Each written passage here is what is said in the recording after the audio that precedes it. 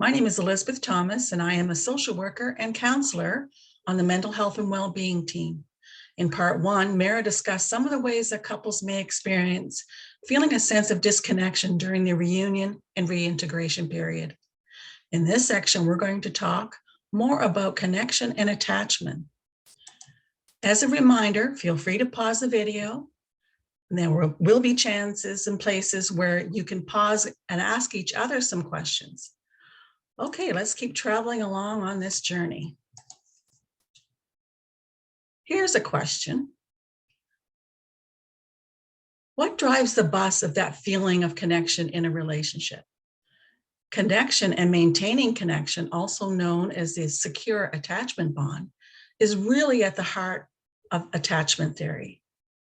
Attachment theory may be new to you, so let's set the information foundation that connection builders will rest on. Psychologist Sue Johnson, a leading expert in couples relationships, posits that romantic love is all about attachment and emotional bonding. Everyone on this planet has the same basic need for connection. We all live out the drama of connection and disconnection. But the drive to emotionally attach to and find someone to whom we can turn and say, hold me tight, is wired into our genes and in our bodies. It is as basic to life, health, and happiness as the drives for food, shelter, or sex. We need emotional attachments with a few irreplaceable others to be physically and mentally survive. Being able to turn to others for emotional support is a sign and source of strength. Having close ties with others is vital to every aspect of our mental, emotional, and physical health. Positive, loving connections with others protect us from stress and helps us cope better with life's challenges and difficulties. When we feel secure, that is, when we are comfortable with closeness and confident about depending on our loved ones, we are better at seeking support and better at giving it. When we feel safely linked to our partners, we can more easily roll with the hurts they inevitably inflict, and we are less likely to be hostile to them when we're mad. Secure connection to a loved one is empowering. When we feel safely connected to others, we understand ourselves better and like ourselves more. More fights, Johnson believes, are really protests over emotional disconnection. Underneath all that distress, partners are asking each other, can I count on you? Depend on you? Are you there for me? Will you respond to me when I have a need or when I call on you? Do I matter to you? Am I valued and accepted by you? Do you need me? And can I rely on you? Are some of the questions that really are underneath that.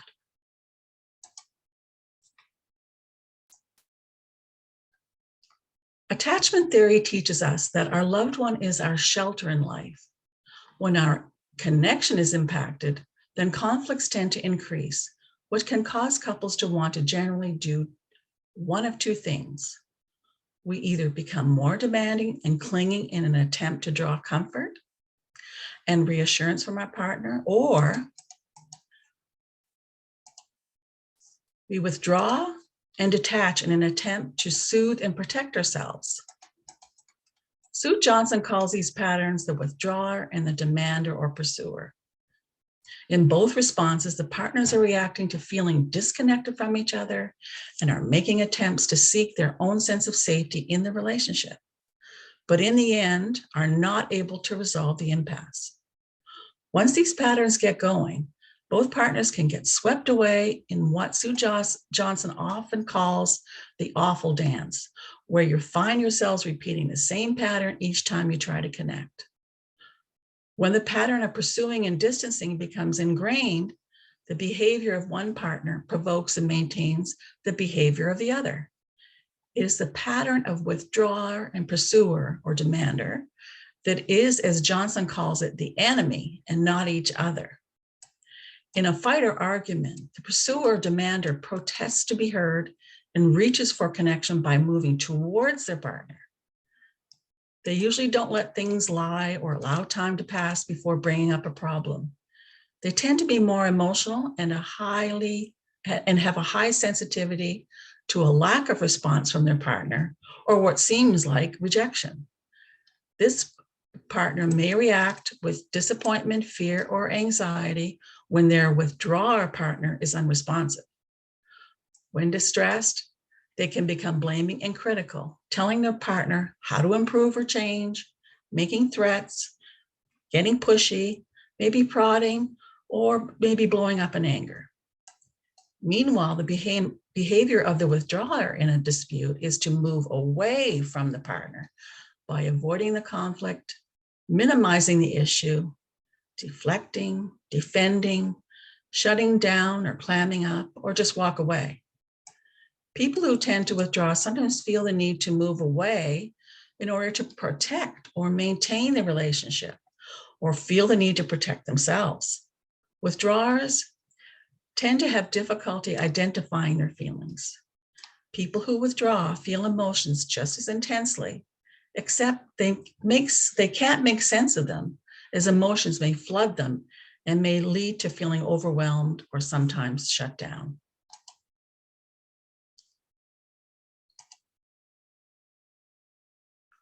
The demander and withdrawer are patterns of behavior that can develop and are not the identity or character of either person. You can take a pause here in the video and ask yourself and each other if you can see yourselves in this pattern of being the person who withdraws when attempts to connect do not go well, or are you the pursuer, demander when attempts to connect are not received by your partner and you keep trying. Getting out of this awful dance can be done when you shift perspective and respond to each other's emotions. Take a minute and think about the weeks and maybe a few months have been like since reunion, and note what has gone better than expected. You may want to pause here as well and share your answers with each other, or wait until the end of this section. The question is, what has been helping you both to settle back into a new normal?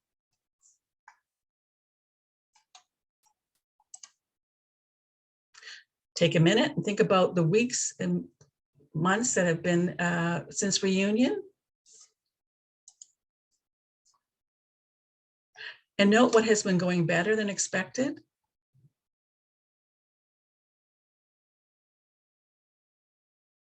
What has helped you connect with each other? Focusing on what is working is a great way to shift from what might be problem talk by taking stock of what is going well. This is the end of part 2. In part 3, Mara will introduce some more connection building tools from the Gottman Institute.